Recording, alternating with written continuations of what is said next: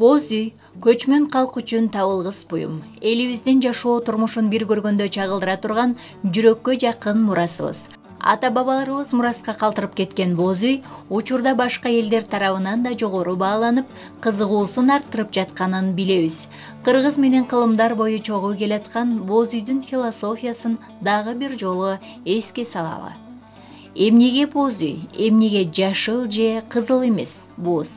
Жашоону тең салмакта, гармонияда кармоону ата-бабаларыбыз илгери эле билген. Турмуш ак жана карадан турат. Ал эми ак менен кара түстү кошуп, жууруп көрсөңүз, боз түс келип чыгат. Жашоодо ак менен караны, жаман менен жакшыны, байлык менен кедейликти тең салмакта кармоо максатында үйдүн түсүн боз кылышкан. Түндүктү көп учурда атага таандык деп айтышат. Бирок аялга да тиешелүү дешет. Түндүктү эркекке таандык дей турган болсок, анда эркекти үйгө байлап койгондой болуп калат экенбиз. Эркек негизи сырткы дүйнөнү башкара турган күчкө ээ. Жайыт чалып келүү, душмандардан коргоо, боз үйгө жайлуу жер издөө бул эркекке тиешелүү иш. Ал эми үй айымдарга тиешелүү. Түндүккө карай түтүн кетиш үчүн ортого колумто коюлат. Колумто болсо аялдын колунан чыга турган от дегенди билдирет. Демек түндүк аялдын мээрими, касиети, жамандык жакшылыктан коргой турган ички туюму. Жамгыр, кар жаа баштаганда түндүктө жабабыз. Ал эми күн ачык кезде ачабыз. Аял киши да үй бүлөсүн ички сезими менен ушундай коргоп туруусу керек деген маанини туюнтат.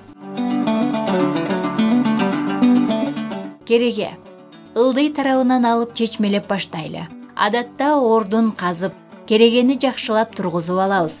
Аталышын чечмелесек өйдөгө эгеме карата кер же керил дегенди билдирет. Керегем, көрдүңүзбү, атында эле канча нерсе жатат. Кереге бул аялдар, кыздар эмес, төрөгөн келиндер, аялдар, энелер. Байкасак, керегенин жыгачтары бири-бирине жардамдашып, ашташып, кучакташып турат. Бул ошол үйдөгү аял аттуунун баары бири-бирин ушундай кучактап, колдоп турушу керек деген кепке салат. Мисалы, кереге 12 канат болуп бөлүнөт. Ошол үй бүлөдөгү 12 аял бири-бирин кубаттап, колдоп кабыл алса, кереге күчтүү. Эмнеге кереге күчтүү болуш керек экенин уукка келгенде чечмелейбиз. Эмнеге тегерек? Бул аялдардын бири-бирине болгон чагылуусу. Келин менен кайнененин, эже менен сиңдинин, эне менен кыздын бири-бирин кабыл алып, ынтымакта болушу. Кабыл албай койсо ошол үйдөн ырыскы, ынтымак качат. Керегени бекемдеп тургузуп, тегерек жасап алдыкпы? Мына ошол тегерек нерсе бул аалам. Аялдар ааламды жаратты дегенди билдирет. Керегенин ичиндеги ромбиктерге келсек, алдыңкы бөлүгү энеликти түшүндүрөт. Бул жаратуучу күч. Ал эми үстүңкү жагы аталыкты түшүндүрөт. Ал каруу күч. Экөө бири-бирине айкалышып турганда гана ошол үйгө бакыт уялайт. Уук. Керегени тургузгандан кийин ар бир уукту байлап чыгабыз. Уук бул уул. Кереге канчалык күчтүү болсо, ууктар да бекем турат. Ууктар түрдүү болот. Кыскасы жоону, түндүккө жетпей калганы, ашып кеткени. Бул эни керегенин акылы тунук болсо, андан мыкты уулдар чыгат деген сөз. Бир канатка 10, 11, 12 уук туш келет. Демек бир кереге эни 10, 11, 12 эркектин жашоосуна таасир бере алат деген. Ал атасы, күйөөсү, иниси, агасы, уулдары, күйөө балдары болушу мүмкүн. Бир аял жок эле дегенде ошончо эркектин ички дүйнөсүнө, маанайына, кубанычына же кайгысына жооп берет деген кеп. Босого.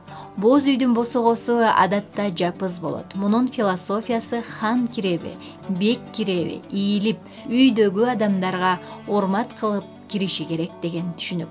Бул текеберликти жоготуу, адамдын эгосун басуу деген нерсе. Мен бул үйдөгү адамдарга урматым менен кирдим деген ишарат. Ийилбесең, чекең босогонун кырына тиет.